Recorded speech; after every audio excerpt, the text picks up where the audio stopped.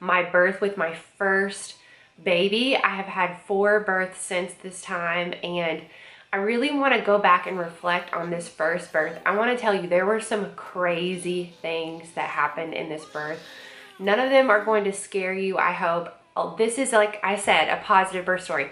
But I want you to stick around because there are some things I learned through this birth that I 100% know are going to help you in your birth. I wish I had known these things. One of which stopped my labor for y'all. I'm not even joking, like probably 6 hours. This one thing I did, this one mistake I made, I don't want you to make that mistake. I was in labor for on and off 2 days because of some things I did not know. So I'm going to share those in the birth story today. So hey, my name is Lana. This is Girl Teach Me. This channel is all about helping you become the faith-filled woman you are meant to be. I want you to have exceptional womanhood, and this whole channel is just made for you. It's made to encourage you and made to help you. And one of the things I am so passionate here at Girl Teach Me is birth. And because I have seen how transformative birth has been in just my personal walk with the Lord, but also just as a woman. And I don't want you to miss out on that and how I've seen it transform my motherhood as well. I'm so passionate about it. I even created a course about helping women labor without fear. That's what it's called. I'll talk about that later. But I just want to say, y'all, I'm so passionate about birth. I cannot wait to tell you this birth story. So my oldest is now 8, about to be 9. So I'm reflecting back about 9 years ago when I was pregnant with my first. I was living out in LA at the time. I was coaching college softball. My husband was in physical therapy school. And y'all, I was not around family. I was the first of my friend group to get pregnant, and I did not know what I was doing. It was a spark that happened in my master's program back at the University of Tennessee, where I took a maternal childhood nutrition class. And in that nutrition class, I watched this documentary called The Business of Being Born. If you can still find it, it's a great documentary, but it really opened my eyes. The teacher was really passionate about birth and about breastfeeding as well. And so I learned a ton in that class. I can't even breathe. I'm like so excited. I get so excited talking about birth. Okay. But it was in that class that I had my eyes open to what birth could be like in a different way. And so when I got out to LA and I got pregnant a little bit sooner than I thought we would. I was training for a road race and just got off on my time of the month, and the Lord was like, all right, here we go. So we've been married about 1.5 years, and I just started looking into different options, and I found this birth center out in LA. And I had a great interaction with the midwife when I went to go meet her, and everything just felt really good. And so while I didn't know what was really happening, I really appreciated that my prenatal appointments were like an hour long. She was always on time. And the couple of times where I had to go to visit an OBGYN, I would like sit in the office for like 2 hours or something, because there would just be like an unplanned C-section or something that they had to go and take care of. And so it was just a really great prenatal experience I had at the birth center. So if you've ever thought about having a natural birth and you don't really want to do the hospital route, a birth center is a great in between. My next 3 births after the birth center have all been home births, but you know, it's a great way to dip your toe in the water. And so that's kind of funny because I had a water birth. That's kind of like, you know, but anyways. It was a great prenatal experience. They had a library of books, and so at the birth center, and so I read. Like I said, I'm so passionate about birth. I learned a ton that way, and that was really, really helpful. One of which was Ina May's books. I highly recommend her books. I don't like agree with everything like theology-wise that Ina May says, but I feel like her birth stories in her book are very, very powerful. Lots of women's birth stories, and so really recommend you go check out a lot of her resources. They're really going to help you understand that your body is made to do this and your baby's made to do this. And so anyways, back to the story. So it was just a really, really good pregnancy. Like, I really can't complain. I felt pretty good. And, you know, as my time got near, I think I was just really, really anxious. Like, I would wake up in the middle of the night and be like, oh my gosh, I have to get this baby out of my belly. I took hypnobirthing. I I gained some helpful things from hypnobirthing. I think there's better ways than hypnobirthing, but it wasn't a terrible class. I think since then I've learned that there's other ways to take control of your mind and your body when you're in labor, but again, I'll save some of that. But that's the birth class that I took. I also took a breastfeeding class before, and that was so helpful. I think a lot of people prepare for like the registry and maybe they prepare for birth, but they do not prepare for breastfeeding. And so I highly recommend that you do some digging into that as well. Ina May's book is great for that, but then also there's another book I'll link below. I just can't remember right now, but those two resources are really, really good. So I don't regret taking that breastfeeding class. That was really, really helpful. But yeah, I stayed really fit through pregnancy. I tried to take care of myself best I can, and I think that helped me as well. But okay, so let's talk about the actual birth story. Let me actually get into that. Y'all, I'm so long-winded sometimes. This is probably going to be a chatty story, but I was a week and a half late, and at the birth center, they would let you go a week and a half late. But after the week point, it was kind of like, okay, we need to be having lots of sex. You know, we need to be going on dates. My midwife was even like, have a little glass of wine. Like, at this point, it's not going to hurt you. She was like, I really just want you to relax and get ready for baby to come.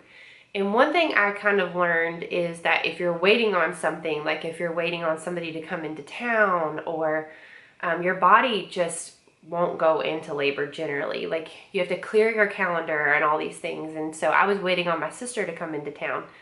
So literally the day my sister gets into town, because she thought she wanted to be a midwife at this point, so I really wanted her to be there.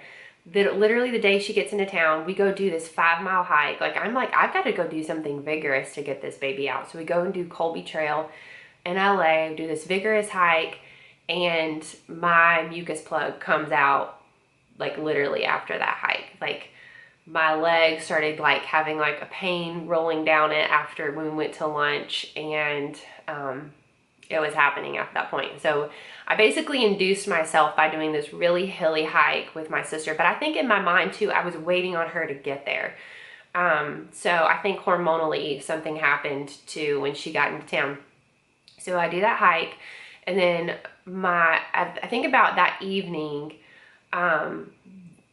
like, I just was in a kind of a serious mood, and my husband and my sister were watching this like funny comedy movie, and I was like, I don't think it's funny, which is kind of like one of the signs that labor is starting, is like you start to kind of get in this phase where you don't think things are funny generally. And so I was kind of getting in that phase, and so I was like, oh man, like, then I started to feel contractions, and it kind of just felt like period pains. I really didn't know what to liken it to, but it just felt like period pains. And so my midwife was like, okay, just try to rest through that. And I really couldn't rest through that. Like, I could barely sleep that night. I'm not sure how close together they were, but they were pretty intense. But also, I had never felt like anything like that before. And in my mind, I thought, okay, if I can just get to the birth center and crawl in that warm tub, that is going to be the answer for all this discomfort. That's like what I thought at that point. So I was just kind of trying to get to the next morning where I could get to the birth center. So the next morning comes, and I do go to the birth center. They're like, come on. And my labor is progressing. Now, one thing I knew was that Eli was posterior. And if you don't know much about that, there's just positions that the baby can be in your tummy. And he was head down, but he was in a bad position. And so I had tried to do some things over the weeks coming towards birth to help with that. And one thing I've since learned is that if you've been an athletic woman, if you've played a lot of sports, I don't know what it is about the way that your pelvic floor or the way your hips are tight, but posterior first babies for women who have been athletes is kind of common. And so that was like a unique challenge I had. Now, I look back and I wish I'd had a doula at this point, because I think a doula could have really helped me. My midwife was very hands-off. So I get to the birth center, and she literally doesn't give me any direction. She just kind of like hands-off, which that's like her style. Some midwives are very hands-off. They're like, you should hire a doula if you want somebody to sit with you through labor. I didn't know that. And my husband was clueless, and my sister was clueless. So we kind of just all three of us were in this birth room, and I just was having like, pretty rhythmic contractions pretty close together. But what I didn't know is his head needed to come down and turn. And I really needed to be getting in positions to help him do that, but I didn't know that. Like, I was just huddled down in the birth tub, just trying to stay as comfortable as possible. And finally, after like a couple hours, my midwife's like, you're gonna have to get out of the birth tub. And what I didn't realize was that was slowing down labor. And you know, now I know you just kind of got to go through the heart of it. And so I was just really trying to stay as comfortable as possible, but I forgot that the goal is, let's get baby here, you know, it's not about staying as comfortable as possible, but I was 100% trying to stay as comfortable as possible. So everything is progressing pretty good. And then my mom comes into town, and I wanted my mom to come in town. In fact, she felt like a safety blanket to me. But one thing I've learned too is sometimes when people come into town, it can kind of disrupt your hormones too. And it was daylight, and so I labored best at night. So between it being like noon and my mom coming into town, my labor stopped pretty much like cold for like 6 hours. I went from like I can barely talk to I can talk, everything's fine, and I can kind of talk through a contraction. So everything slowed way, way, way down.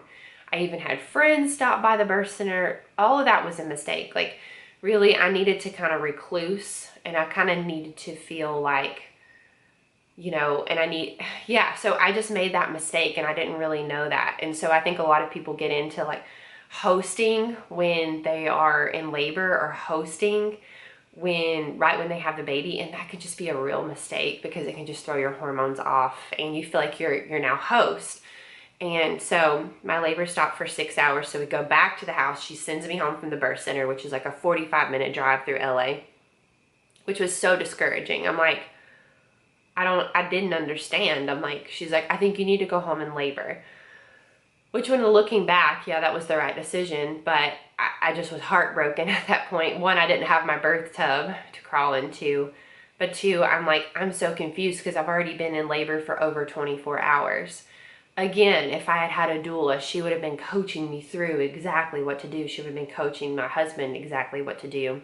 So I always tell first-time moms, it's not a bad idea to get a doula at first, because you really need that person who's like going to stick with you through labor and tell you what to do, even if it's just the first time that you pay for that. And they can be kind of expensive. They can be like $1,000.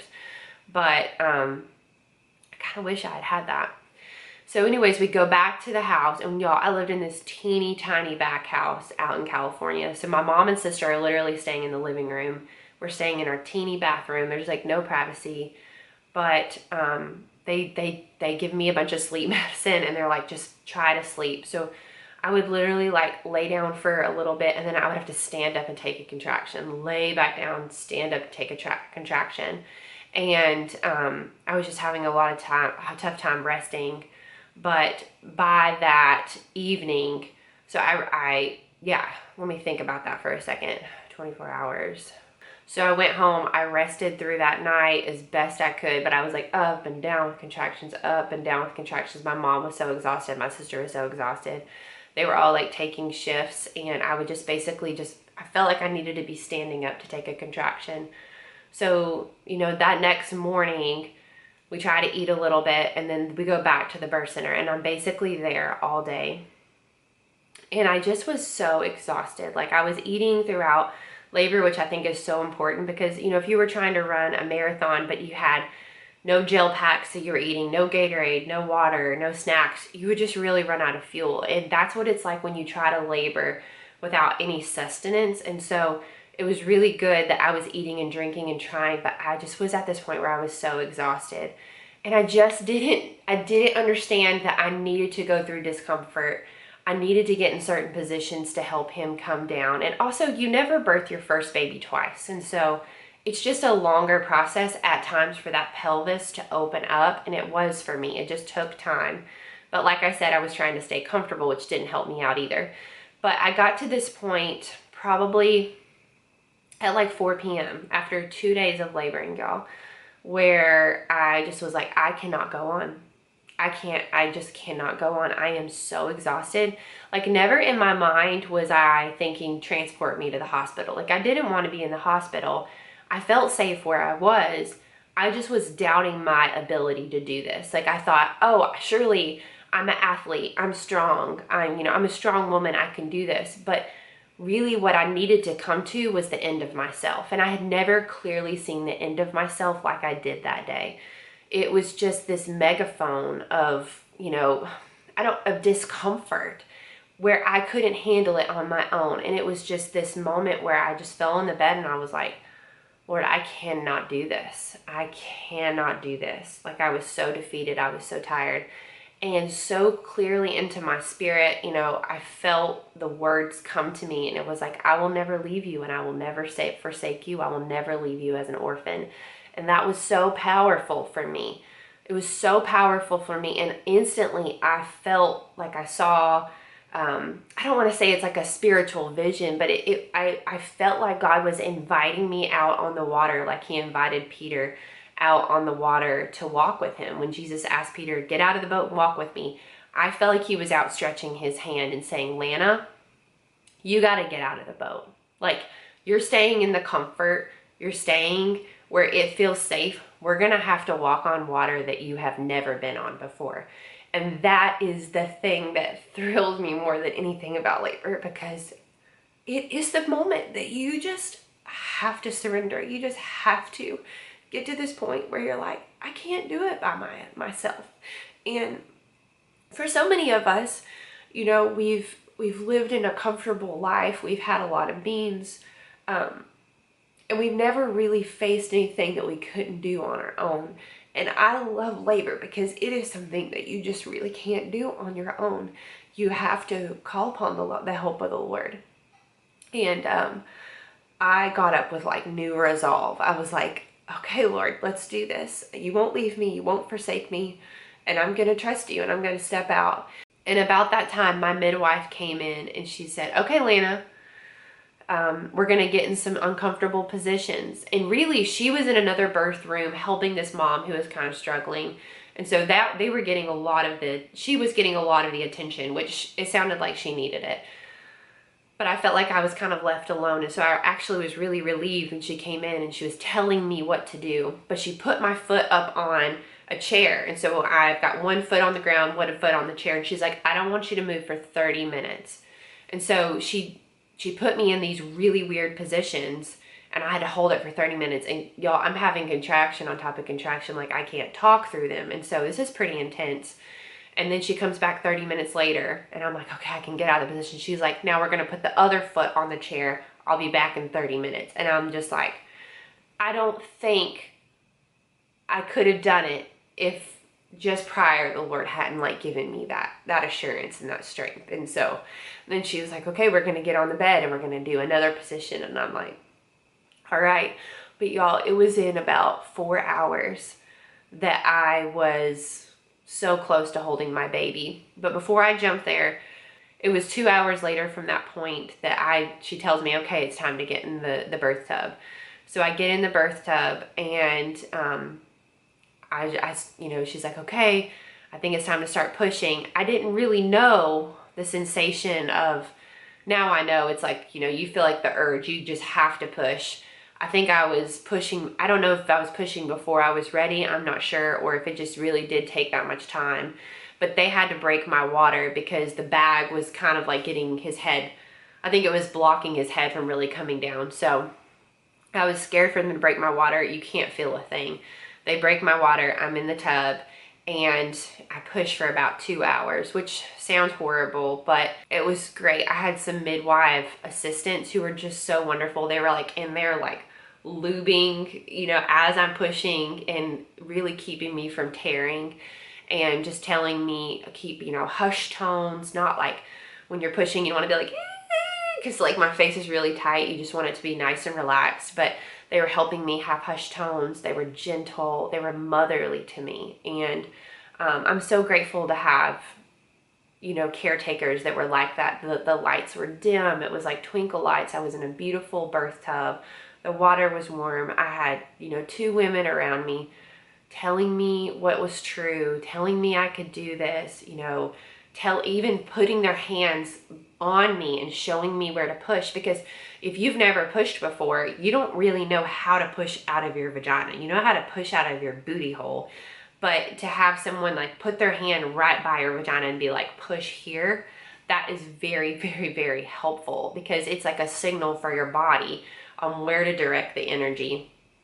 And it was 2 hours later that I like lifted him up in my arms, and his head was, bless him, like kind of coned. It totally like worked itself out. But I put him up on my chest and I was like, my baby, my baby. Like I just literally couldn't, through all that pain, I forgot I was gonna have a baby. Like I just couldn't even remember through the pain. I just got lost in the discomfort. And that's one thing I tell people is like, tell women is be connected to the fact that you are birthing a baby and you get a baby at the end of this thing. You know, it's not pain for nothing.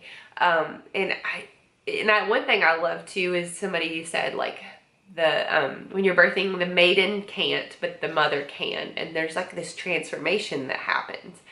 And when I put him up on my chest, I'm like, I'm a mom.